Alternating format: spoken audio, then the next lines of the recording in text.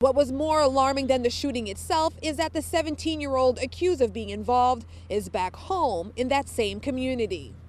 People have a right to live here and be safe in their homes.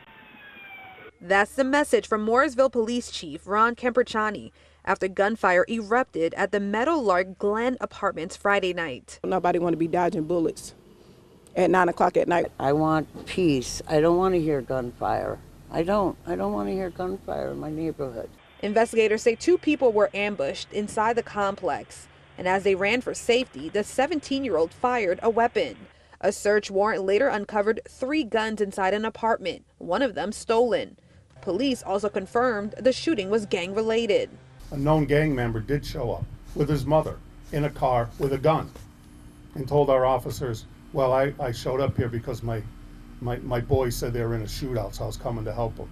However, police say juvenile justice declined to issue a secure custody order for the 17-year-old who was allowed to go back home, a decision drawing heavy criticism. We're happy that 7 people down here, 7 families were scared for their lives that they called us.